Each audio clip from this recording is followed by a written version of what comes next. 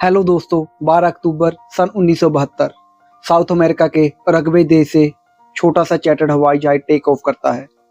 जहाज जा रहा है चिली देश की राजधानी सैंटियागो में और इसमें बैठे हैं रग्बी टीम के प्लेयर्स।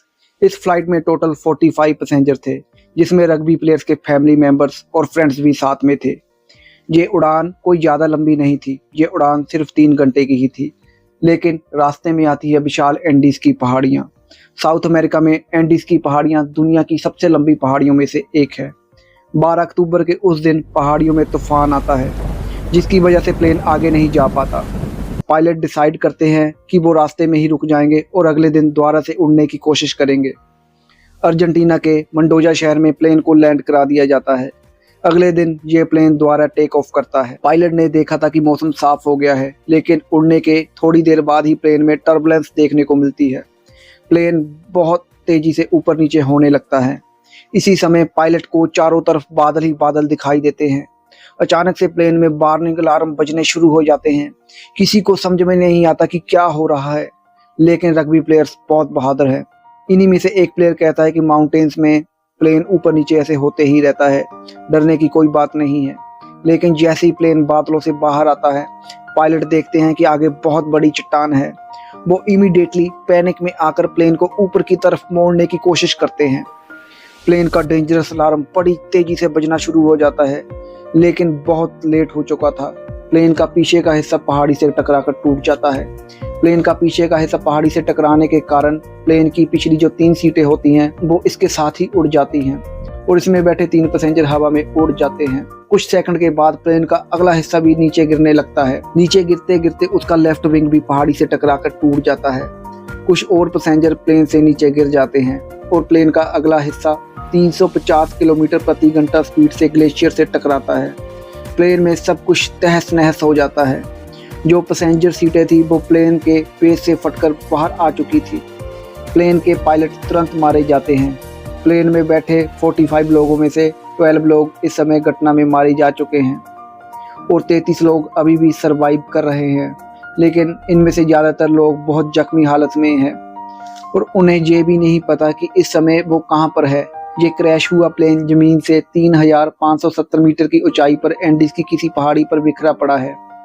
क्या वो इस पहाड़ी से बचकर निकल पाएंगे या नहीं, ये कोई नहीं जानता। अभी तक जो हुआ वो एक छोटा सा ट्रेलर था। इस फ्लाइट की असली कहानी तो अब शुरू होती है। आप कल्पना भी नहीं कर सकते कि आगे जाकर इनके साथ क्या होने वाला है। इनकी कहानी सुनकर आपकी रूह कांप जाएंगी। घायल हुए पैसेंजर में से एक पैसेंजर का नाम था नांदो प्राडो, जिसके सर पर चोट आई थी, जिस वजह से वो कोमा में चला गया था। परेशानी ये थी कि सूरज ढलने वाला था और शाम होने वाली थी। इसी वजह से रेस्क्यू टीम के पास उनको ढूंढने के लिए ज़्यादा समय नहीं था। बाई चांस अंधेरे होने से पहले उनको नहीं बचाया गया तो वह इस बर्फीली पहाड़ी पर रात गुजारना नामुमकिन होगा, क्योंकि यहाँ का तापमान रात में -30 डिग्री हो जाता है। जल्दी उनको रेस्क्यू करने के लिए 4 जहाज रवाना किए गए। इन चारों जहाज़ों ने एंडीज की पहाड़ियों को खंगाल डाला, लेकिन इन्हें कहीं भी कुछ पता नहीं चला, क्योंकि प्लेन ऐसी जगह पर क्रैश हुआ था जहाँ पर सफ़ेद बर्फ और घना कोहरा था। प्लेन भी सफ़ेद रंग का ही था। इसी वजह से ऊपर से देखने पर रेस्क्यू टीम को क्रैश साइट का अंदाज़ा भी नहीं हो पा रहा था। देखते ही देखते रात हो गई और उस दिन रात भर के लिए रेस्क्यू ऑपरेशन को स्थगित कर दिया गया। बचे हुए पैसेंजर्स को उम्मीद थी कि वो कैसे भी करके सिर्फ आज की रात काट लें, कल तो उन्हें कोई ना कोई बचा ही लेगा। और उन्होंने क्रैश पड़े प्लेन में शेल्टर बनाया और रात गुजारी। ये रात उनके लिए बहुत भयानक थी, क्योंकि आज की रात उन्हें -30 डिग्री में गुजारनी थी। लेकिन इनको उम्मीद है कि कल उन्हें कोई ना कोई जरूर ढूंढ लेगा और बचा लेगा। इस उम्मीद में ये इस रात को कैसे भी करके काट लेते हैं, लेकिन 5 लोग इस रात को नहीं झेल पाते और मर जाते हैं। अब जिंदा बचे हुए लोगों की संख्या 33 से घटकर 28 हो जाती है। अगले दिन की सुबह 14 अक्टूबर को सर्च ऑपरेशन फिर से चालू किया जाता है और 11 जहाज इन्हें ढूंढने के लिए उड़ान भरते हैं। लेकिन परेशानी वही थी कि क्रैश हुआ प्लेन सफ़ेद रंग की वजह से इन बर्फीली पहाड़ियों में नज़र नहीं आ पा रहा था। बचाव दल के जहाज सर्वाइवर के ऊपर से गुजरकर जा रहे थे, लेकिन उन्हें वो नीचे नज़र नहीं आ रहे थे।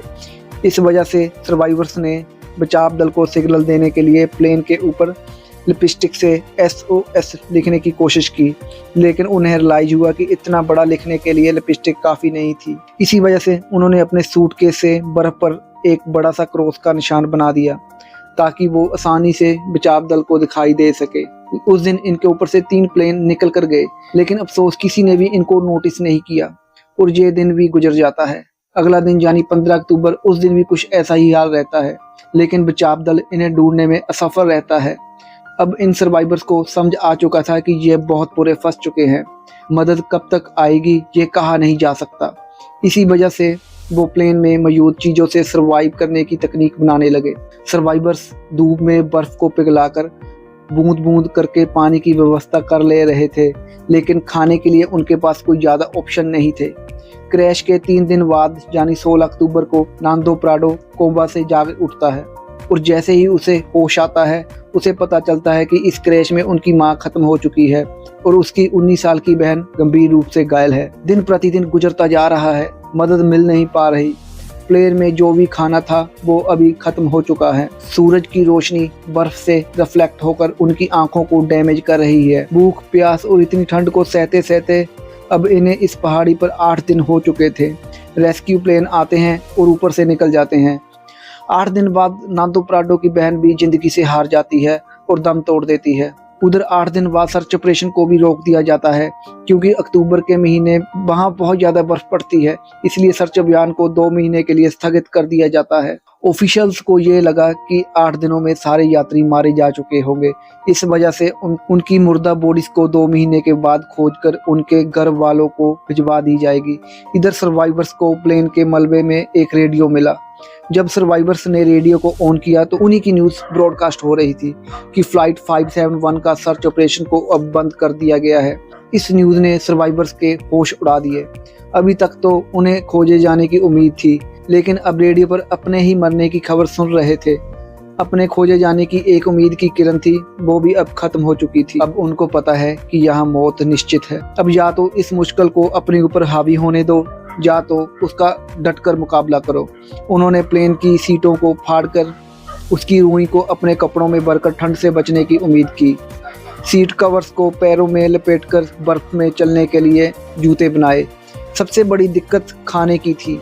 अब जिंदा रहने के लिए इनके पास सिर्फ एक ही रास्ता था, वो करना इतिहास में किसी ने भी नहीं किया है, जिसके बारे में सोचकर ही रूह कांप जाती है। इन्होंने बर्फ में पड़ी अपनी फैमिली मेंबर्स और रिलेटिव्स और जिनके साथ वो कभी खेले कूदे उन 4 दोस्तों की मुर्दा बॉडीज को खाने का फैसला किया। हालांकि ये फैसला लेना इनके लिए बहुत ज्यादा मुश्किल था। एक एक कर दिन गुजरता जा रहा था।